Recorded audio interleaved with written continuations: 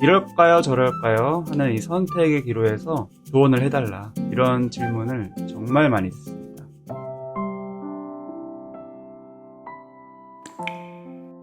안녕하세요. 정신과 전문의 정우열입니다. 코로나 시대를 살면서 많은 게 달라졌습니다. 완전히 새로운 변화가 찾아왔고, 또 이러한 상황에 적응하기 위해서 불안이라는 자연스러운 감정이 많은 사람들의 마음속에 찾아오고, 그러면서 정신건강에도 적지 않은 변화가 생긴 것 같습니다.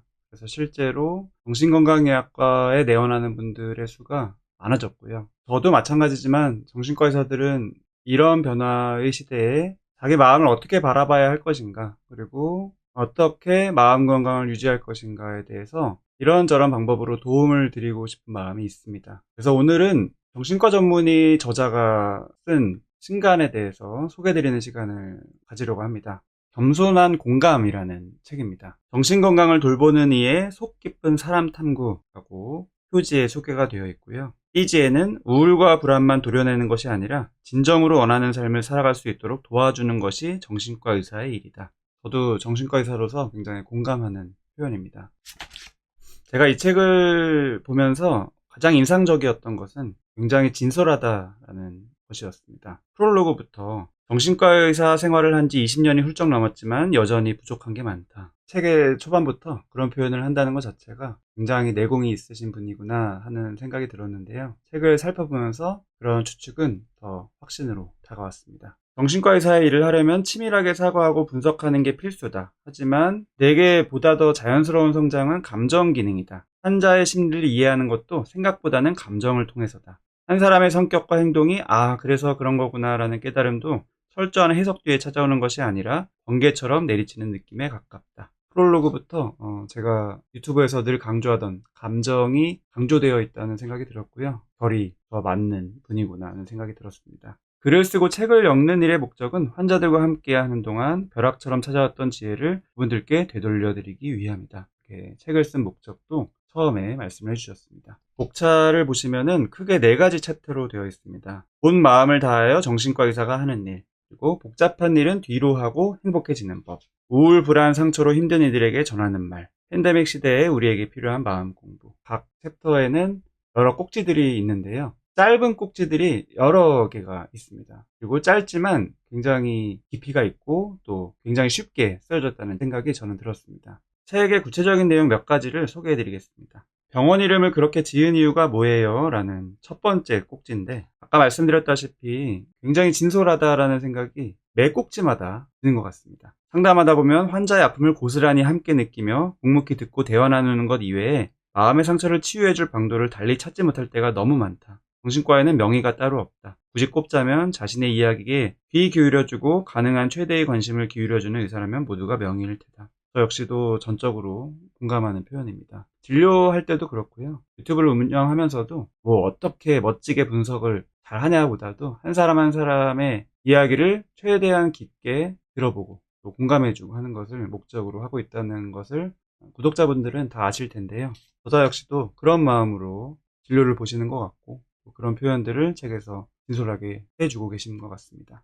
정신과 치료에 필요한 시간이라는 꼭지인데요. 정신과 치료에는 기다림이라는 요소가 필요하다. 정확히 진단하려면 충분한 시간을 두고 관찰해야 한다. 치료 효과를 얻으려 해도 기다림은 필수다. 사람은 누구나 함께 기다려주는 이가 옆에 있다고 느낄 수 있을 때 어떻게든 살아보자고 마음먹게 된다. 정신과 의사의 일이란 고통에 빠진 누군가와 함께 앞으로 일어날 사태를, 비록 그것이 어떨지 정확히 알 수는 없어도 더 나아질 거란 간절한 바람을 가슴에 품은 채 그저 묵묵히 기다리는 것이 전부라 해도 과언이 아니다. 기다림이 필수인데 아쉽게도 정신건강이 나빠지면은 기다리는 게 그렇게 힘들어집니다. 그래서 정신과 의사들은 기다리기 힘든 분들을 기다리게끔 함께 기다리는 역할을 하는 게 굉장히 많은 포션을 차지해요. 그런 것을 진솔하게 표현해 주셨고, 세상을 지탱하는 중간치라는 꼭지인데요. 제가 유튜브에서는 어떤 명확한 솔루션을 잘 드리지는 않는데 이 책에서 굉장히 인상적인 명확한 솔루션에 해당되는 부분이어서 특히 나누고 싶었습니다. 화를 바로 풀어야 할까요? 아니면 참아야 되나요? 이런 질문 정말 많이 하시죠. 자녀가 공부 안 하고 게임할 때마다 그냥 놔둘 수도 없고 그렇다고 매번 야단칠 수도 없고 어떻게 해야 해요? 이런 질문 역시도 굉장히 많이 듣습니다. 듣기 거북한 농담을 던지는 상사한테 그만하라고 말할까요? 조용히 있을까요? 뭔가 이럴까요 저럴까요 하는 이 선택의 기로에서 조언을 해달라, 이런 질문을 정말 많이 듣습니다. 근데 저자는 올바른 태도는 중용에서 비롯된다. 용기는 공포와 태연 중간 어딘가에 존재하며 방종과 금욕 사이에 절제가 있다. 조급함과 무심함의 가운데에 온화함이 있다. 재치는 지나친 익살과 유머 감각 없는 뻣뻣함 사이의 중도다. 자신감은 스스로 자기 가치를 폄훼하는 비굴함과 하찮음에도 불구하고 자신이 대단하다고 떠벌리는 허세 사이의 중간지대에서 나온다. 인간관계란 가까움과 거리두기, 연결과 차단, 마음 터놓기와 경계 지키기, 이타심과 이기심 사이를 요령껏 헤쳐나가는 일이다. 자기 자신을 쥐어짜며 노력만 하고 살아도 안 되지만 그렇다고 무작정 느긋하게 지내서도 안 된다. 저도 굉장히 공감하고 이런 솔루션을 제가 드리진 않지만 정신과 의사 일을 하면서 결국에는 한쪽으로 쏠리는 게 아니라 중간은 어딘가, 개개인마다 다르기 때문에 조금은 시행착오를 하더라도 중간을 스스로 추구해보고 또 자기에게 맞는 적절한 정도를 스스로 결정해 나가는 과정을 하는 게 어떻게 보면 모든 그 고민에서 기본이 되는 관점이 아닌가 싶습니다. 아, 이렇게 하면 번아웃에 빠지고 마는구나 라고 직접 겪어본 다음에야 자신에게 어울리는 중간을 찾게 된다. 나쁜 생각을 없앨 수 있을까라는 꼭지입니다. 역시 제가 유튜브 운영하면서 많은 분들의 사연에서 공통적으로 이 생각이 꼬리에 꼬리를 물고 부정적인 생각이 계속 맴도는 그런 부분 때문에 힘들어하는 경우들을 굉장히 많이 봤는데요. 우리는 우리의 생각이 자동차처럼 원하는 방향으로 핸들을 돌리고 기어만 바꿔주면 편하게 굴러갈 거라고 여긴다. 의지로 조절 가능하다고 믿는 것이다. 하지만 생각은 그렇게 바뀌지 않는다. 오히려 코끼리 등 위에 올라타서 조종하는 것과 더 비슷하다. 굉장히 주옥같은 비유인 것 같아요. 이런 주옥같은 비유들이 매 꼭지마다 있다는 게 이 책의 매력인 것 같습니다. 억지로 움직이게 하려고 채찍질하면 성내고 덤벼든다. 원치 않는 생각도 억지로 없애려고 하면 더 떠오르게 마련이다. 무언가 생각하지 않으려고 하면은 그 생각을 먼저 해야만 하니까 생각은 지우려고 할수록 더 떠오를 수밖에 없다. 이런 현상을 두고 생각 억제의 역설이라고 한다. 그러면은 이 부정적인 생각을 어떻게 해결해야 될까요? 정신과 의사의 일이란 생각을 영화처럼 관찰할 수 있도록 도와주는 것이다. 혼자 보기에는 겁나지만 같이 보면 덜 무서운 공포 영화처럼 말이다. 많은 분들이 생각을 그대로 두지 못하고 없애려고 하고 그럴수록 더 안 없어지는 아이러니가 펼쳐지는데, 그 이유는 그 생각 자체가 너무 두렵기 때문이고, 그래서 두렵지 않도록 조금씩 함께 해주고 있는 그대로의 생각을 관찰할 수 있기만 하면 되기 때문에 그거를 도와주는 게 정신과 의사의 역할이죠. 나는 누구인가라는 질문보다 중요한 것이라는 꼭지인데요. 인간을 이루는 모든 특성에는 양면이 존재한다. 무조건 좋고 무조건 나쁜 건 없다. 제가 채널에서 늘 강조하던 거죠. 그리고 많은 분들이 내향적인 성격 자체에 대해서 부정적으로 인식을 하는데, 저도 그렇지 않다라는 얘기를 많이 드렸지만 저자 역시도 구체적으로 설명을 하십니다. 내향적인 사람은 세심하게 숙고하며 신중하게 행동한다. 사색하고 기발한 아이디어를 생각해내는 걸 좋아한다. 혼자서도 잘 놀고 일도 독립적으로 척척 해낸다. 이런 장점들을 포기하고 싶은가? 우리 마음을 구성하는 성분에는 허투루 된 것이 하나도 없다. 전적으로 공감합니다. 더 문제는 척하느라고 일어난다는 얘기 많이 드렸는데, 저자 역시도 그런 얘기를 합니다. 자신의 특성을 속이고 살 수 있다. 잠깐 동안 그렇게 할 수 있어도 오래 하면은 탈이 난다. 대가를 치르게 된다. 그러면은 내가 가진 성향이 있고 그것에 대해서 부정적인 인식이 있는 분들은 어떻게 해야 할 것인가? 나는 누구인가라는 질문보다 어떻게 살 것인가라는 물음에 행동으로 답하는 것이 더 중요하다. 본성을 억지로 바꾸려 하지 말고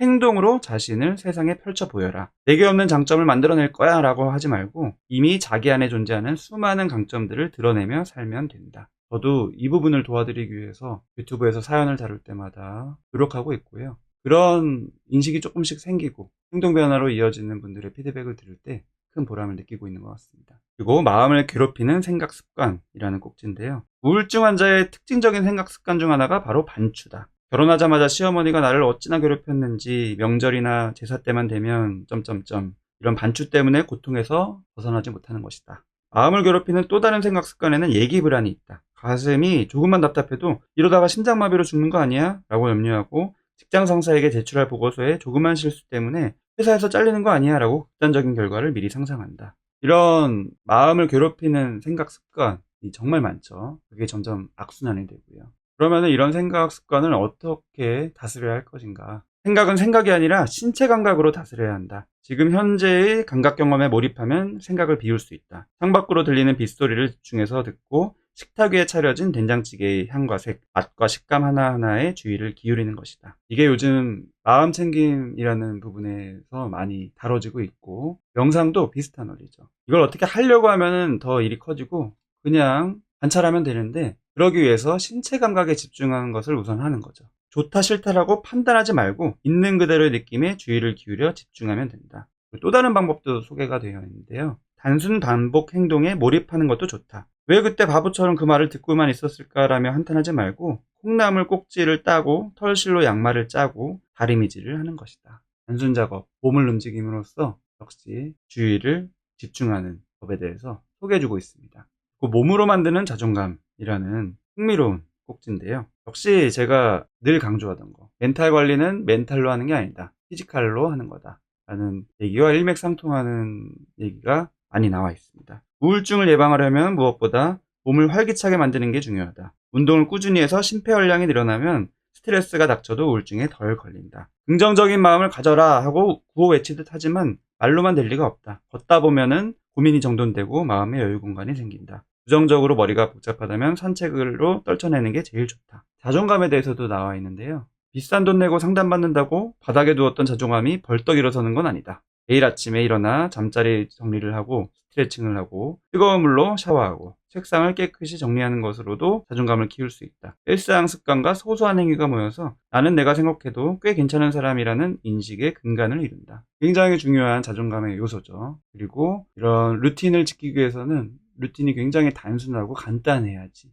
스스로 반복적으로 하면서 성취감을 느끼고 자존감이 올라가는 것 같습니다. 자기 효능감이 올라가니까요. 이별의 고통에서 벗어나는 법이라는 꼭지인데요. 요즘 코로나 시국에서 힘들어하는 분들의 근본적인 심리에 대해서 설명을 해주고 계십니다. 코로나 바이러스가 일으킨 공포의 진짜 원인도 우리가 지금껏 누려왔던 일상의 기쁨과 이별해야 한다는 데 있다. 시끌벅적 어울리던 친구와의 만남도, 가족과 나누던 따뜻한 포옹도, 지친 마음을 달래주던 여행도, 지극히 자연스러운 호흡마저 잃어버린 현실을 못 견디는 것이다. 일리가 있는 것 같고요. 정신과에서는 이런 크고 작은 이별을 경험하는 분들을 늘 만나게 됩니다. 상담 장면에서도 이별의 고통을 자주 목격한다. 침묵하며 함께 느낄 뿐 정신과에서 한 사람의 미약한 힘으로 상실의 고통을 치유할 수는 없었다. 어떤 말로도 낫게 할 수 없다. 같이 아파하며 함께 시간을 나누는 것 외에는 할 수 있는 일이 없다. 언제일지 모르지만 나아질 것이란 믿음을 간직한 채 기다리고 또 기다리는 과정에서 상처도 안 문다. 역시 진솔하게 정신과 의사의 역할에 대해서 설명을 해주고 계시고요. 이런 정신과 의사의 기본적인 역할이 바로 이 책의 제목인 겸손한 공감이라는 생각이 듭니다. 또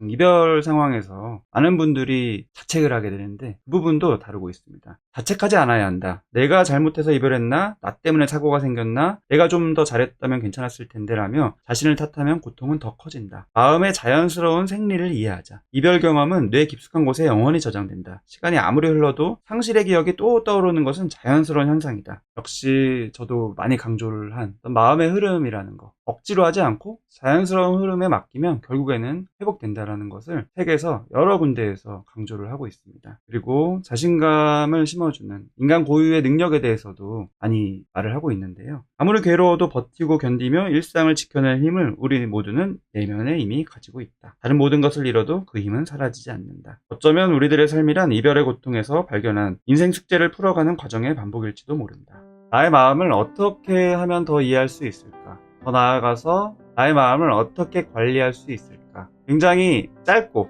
읽기 쉽게 기술이 된 책이지만 굉장히 또 깊이가 있고 또 실질적인 도움이 되는 책인 것 같습니다. 겸손한 공감, 이 책이 내 마음에 더 집중하고 싶은 분들께 도움이 되길 바라는 마음에서 추천드리려고 오늘 영상을 준비했습니다. 다음에 또 좋은 주제로 찾아오겠습니다.